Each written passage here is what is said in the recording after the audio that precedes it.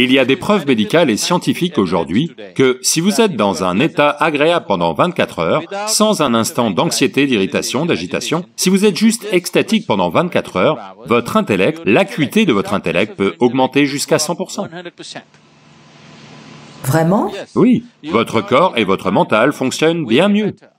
Médicalement, scientifiquement, on peut le prouver aujourd'hui. Vos analyses de sang vont changer, tout chez vous va changer, si vous restez simplement très joyeux pendant 24 heures. Comment y arrive-t-on? Est-ce qu'on médite? On fait du yoga? On fait quoi? Comment y arrive-t-on? Je ne voudrais pas utiliser le mot yoga parce que quand je vois le yoga que les gens pratiquent en Occident, en particulier en Amérique, Ce n'est pas bon? ça me fait peur. Pourquoi? Parce que c'est une technologie très subtile. Ce n'est pas de l'exercice. Les gens pensent que c'est de l'exercice. Si vous voulez juste rester en forme, jouer au tennis, nager, grimper une montagne, vous serez en forme. Vous n'avez pas besoin de faire du yoga pour ça. Voyez, le système du yoga est une science profonde pour aligner la géométrie de votre corps à la géométrie cosmique.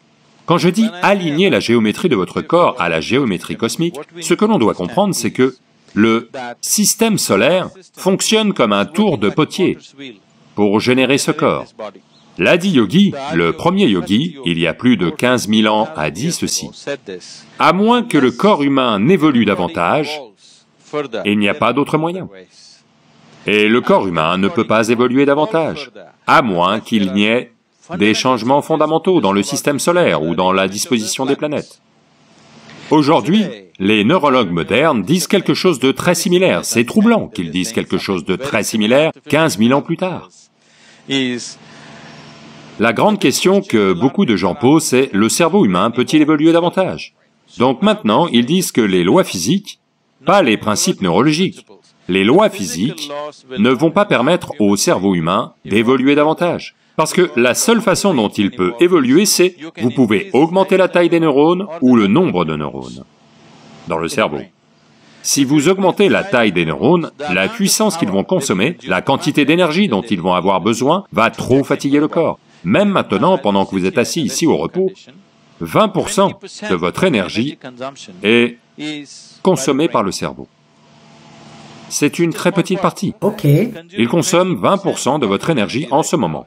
80% sont consommés par le reste du corps. Vous avez vu que quand quelqu'un se fait beaucoup de soucis, il perd du poids? C'est vrai, c'est mon cas. Vraiment. Donc un tas de gens sont minces, peut-être pas parce qu'ils font de l'exercice, ils sont juste soucieux. Donc, si vous augmentez la taille des neurones, les lois physiques ne vont pas le permettre. Et si vous augmentez le nombre de neurones, vous allez perdre votre clarté.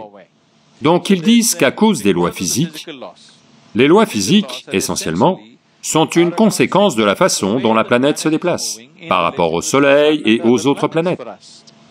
Donc, à moins que les lois physiques ne changent, ce qui veut dire qu'à moins que des changements drastiques n'aient lieu dans le système solaire, le cerveau humain ne peut pas évoluer davantage. C'est de la neurologie moderne. Ceci, Adi Yogi l'a dit il y a 15 000 ans, que à moins que des changements fondamentaux n'aient lieu dans le système solaire, le corps humain ne peut plus évoluer. Vous ne pouvez le faire que comme ça. Il a dit, vous pouvez seulement apprendre à l'utiliser de mieux en mieux, mais vous ne pouvez pas le faire évoluer davantage.